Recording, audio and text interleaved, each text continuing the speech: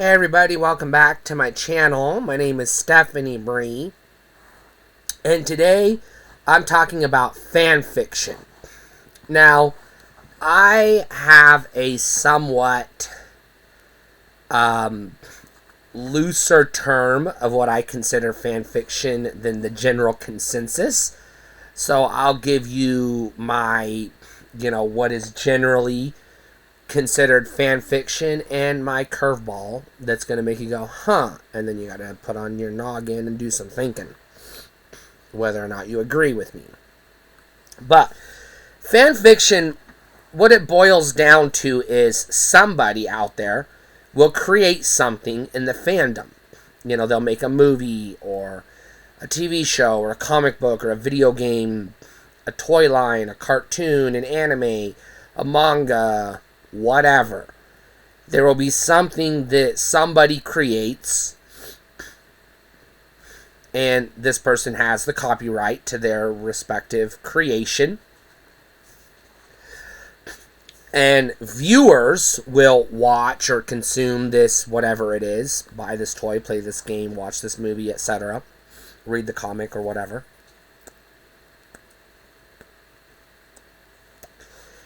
And will, for whatever reason, either whatever the story is, whatever it is, TV show, movie, or whatever, for whatever reason, either it doesn't, if it's like in the case of a TV show, it gets canceled, or it doesn't run as long as they wanted it to, or it doesn't resolve story points that they wanted it to, or the movie doesn't end in a way they wanted it to, or doesn't spawn the sequels that they felt it should have, or for whatever reason will write their own stories based on this property, whatever it is.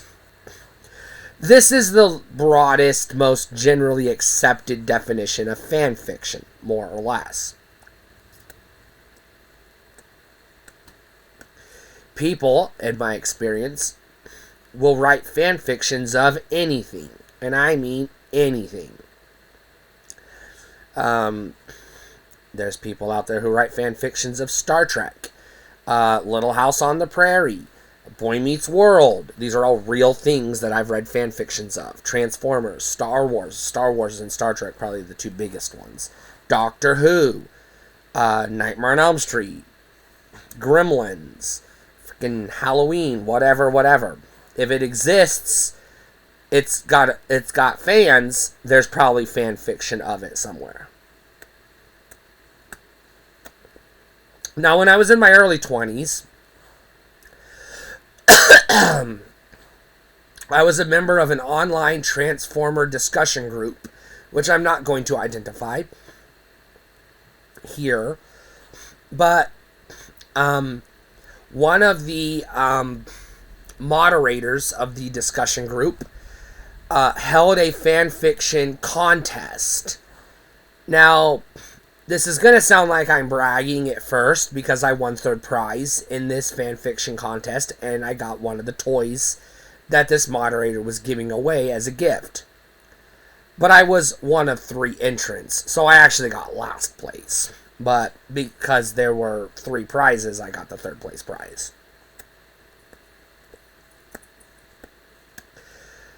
The fan fiction I wrote, please don't look it up. Basically, if you're familiar with the Legacy Star Wars EU, and you're familiar with the Generation 1 Transformers cartoon, not comics, because I hadn't read the comics up to this point, I wrote a fan fiction that basically had the Outbound Flight Project spaceship, which was an automated spaceship leaving the Star Wars galaxy, floating through a wormhole or a black hole or some type of anomaly in space. I don't remember how I wrote it. And ending up on a rock with these robots, and they populated it, and that basically became Cybertron, and they became the Cybertronians, the Autobots, the Decepticons, the Maximals, Predacons, etc. So, that's the story I wrote. But it wasn't very creative, wasn't very thoughtful. It was just like, hey, what if C-3PO was like Optimus Prime's grandfather?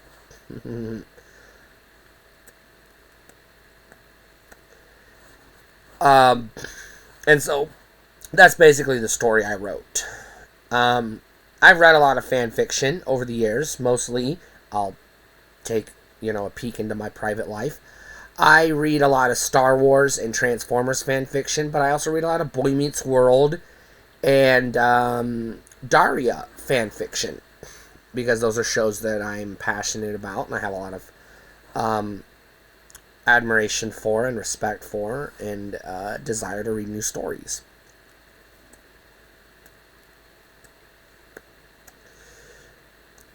Now, there's another less generally accepted definition of fan fiction, and this is basically any author, whether they're officially sanctioned or otherwise, writing stories based on another author's established works.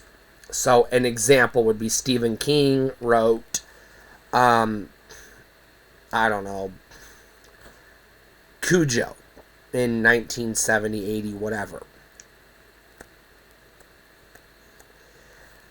And Stephen King, having written Cujo, authorizes or grants permission to, I don't know, James Wan to write a sequel, an unofficial sequel, well, I guess at this point official, a sequel to Cujo, based on what Stephen King wrote, but James Wan has carte blanche to write whatever the hell he wants.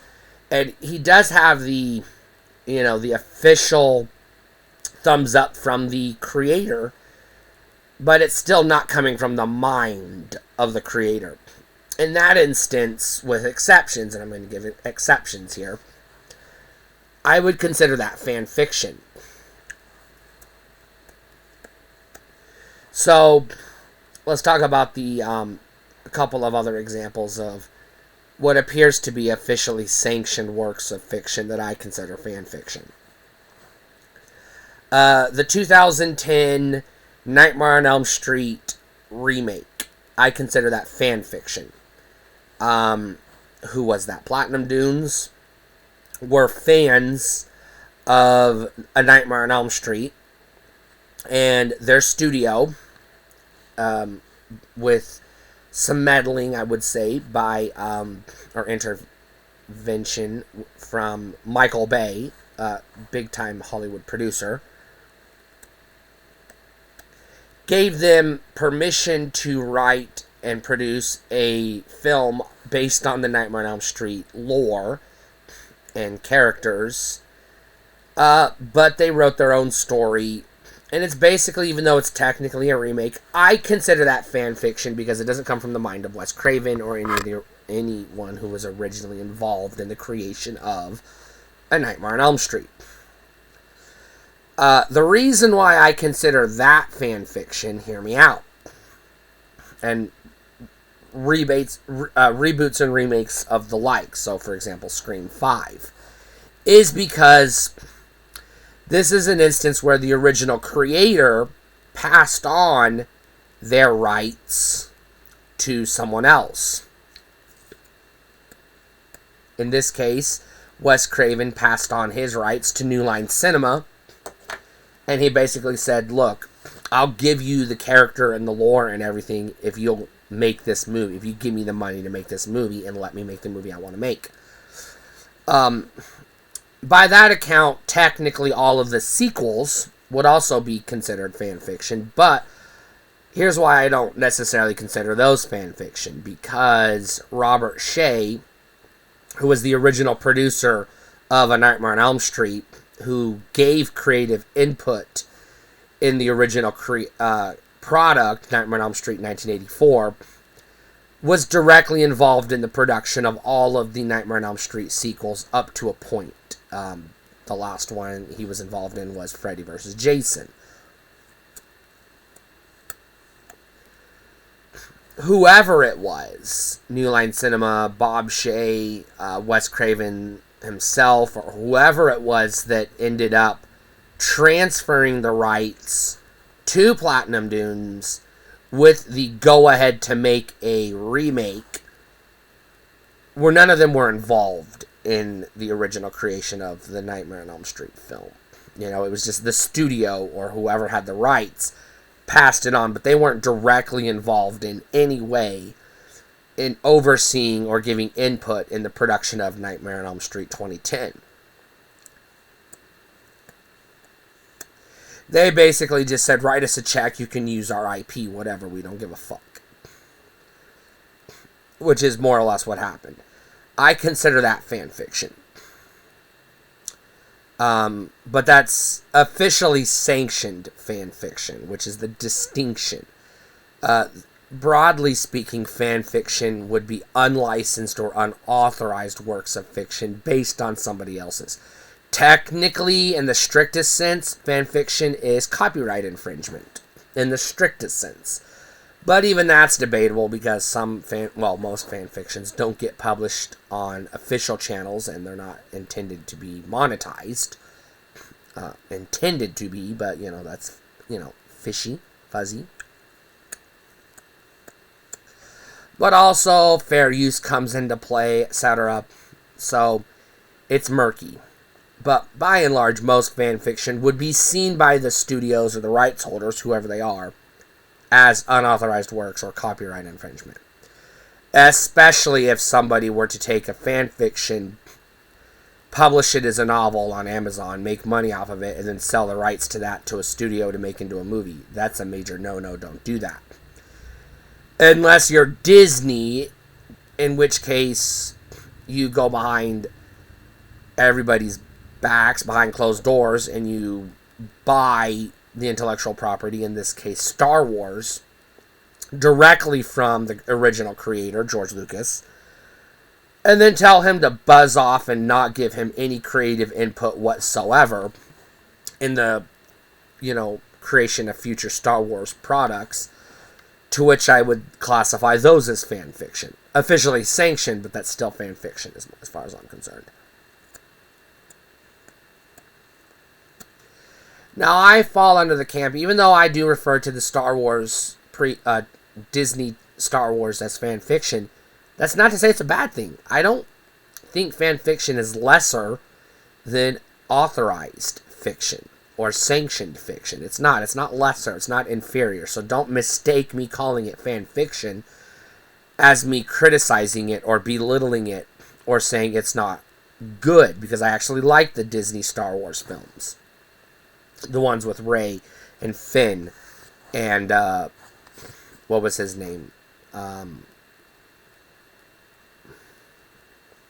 just remember, Kylo Ren. There it is.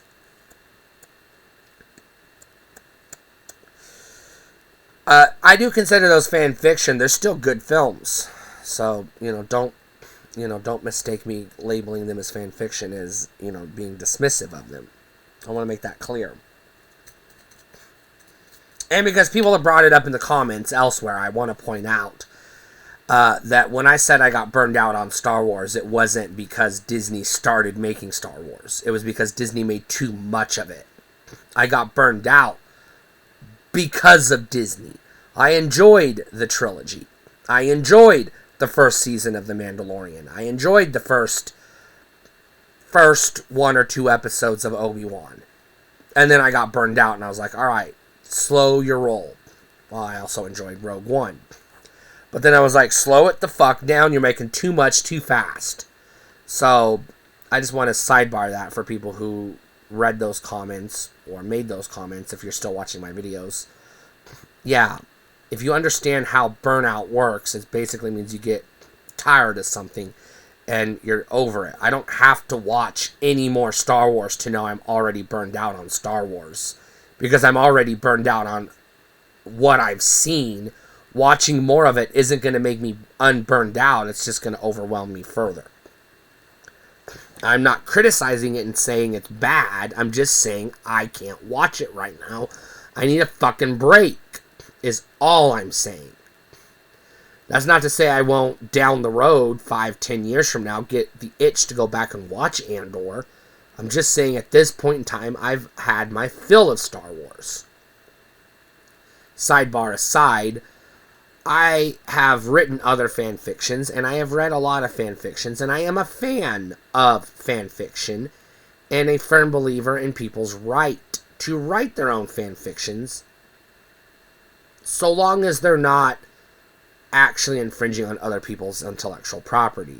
Like I said, not selling it, unofficially, or stealing it or publishing it and calling it your own. That's not okay. So fan fiction should, in my opinion, be clearly marked as fan fiction, unless in the case of, like, I've mentioned the examples I've given where it's officially sanctioned. It's written by, the new Star Wars movies were written by fans of Star Wars. That counts as fan fiction as far as I'm concerned. That's my interpretation of the word.